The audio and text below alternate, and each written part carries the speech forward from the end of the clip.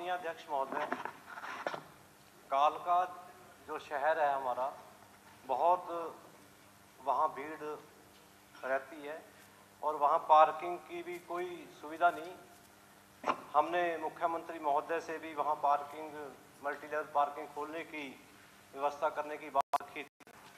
और पिछली बार भी जब मैंने अपने पीएससी की मोरनी की उसके लिए सीएससी बनाने के लिए बात रखी, उस समय भी मंत्री महोदय ने कहा भी जहां भी जरूरत होगी पीएससी से सीएससी बनाने की या पीएससी नहीं खोलने की, अब किसी को कहने की जरूरत नहीं पड़ेगी, उसकी व्यवस्था हम खुद करेंगे। हम सब तरफ अपनी ये ड्यूटी लगा रखी है जहाँ जहाँ जरूरत है। समय सीमा कोई तय नहीं, उस समय भी यही आया था। तो समय सीमा तय करना तो सरकार का काम है। सरकार अगर समय सीमा तय नहीं करेगी फिर तो उसका कितने सालों लटके रहे। अब ये कह दिया कि इसकी समय सीमा कोई तय नहीं की जाती। इतना बुरा हाल है, इतना रश है, इतनी भीड़ है, वहाँ जाके पता लगता है कि कैसे लोग वहाँ जाते हैं। कोई मल्टी लेवल पार्किंग की कालका में व्यवस्था नहीं। पैसा मंदिर के पास बहुत पड़ा है कालका मंदिर का, लेकिन मैं आपके माध्यम से मुख्यमंत्री महोदय से भी कहना चाहूँगा कि वहाँ मल्टी लेवल पार्किंग की व्यवस्था की जाए।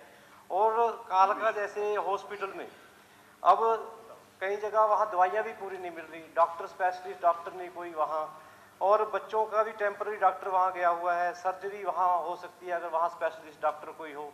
इसी तरह हमारा रैपर रानी जो सीएचसी है, वहाँ भी उस ब्लॉक में पूरे में पूरा हेल्थ डिपार्टमेंट नहीं डिस्कस करना। तीन है मेरे तो तीन है। आपका प्रश्न सिर्फ जो मैं ये कह रहा हूँ नागरिक हॉस्पिटल को लेकर के है, मैं ना ये कह रहा हूँ पीएचसी के लिए, सीएचसी के लिए, ना मल्टी लेवल। मैंने ये कहा पीएचसी के लिए कालका की समस्याएं बहुत है, मैं समझता हूँ, लेकिन आपका प्रश्न तो ये है ना।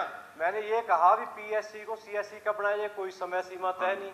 आज हॉस्पिटल बाहर की कोई समय सीमा तय नहीं, तो इस पर विचार किया जाए और उसको बहुत दिक्कत परेशानियां उसका हल किया जाए और डॉक्टरों की कमियां पूरी की जाए। अध्यक्ष महोदय, सदस्य की बात जो उन्होंने रखी है कालका में, वो बिल्कुल वाजिब है और उसका मुख्यमंत्री जी ने संज्ञान लेते हुए घोषणा की कि वहाँ पर सूटेबल लैंड का चयन करके वहाँ पर इसको स्थानांतरित कर दिया जाए। हमने टिपरा गांव में लैंड आइडेंटिफाई कर ली है। 10 एकड़ लैंड हम वहाँ पर ले रहे हैं, वो म्यूनिसिपल कमेटी की लैंड है, उसके लिए प्रोसेस स्टार्ट कर दिया गया है।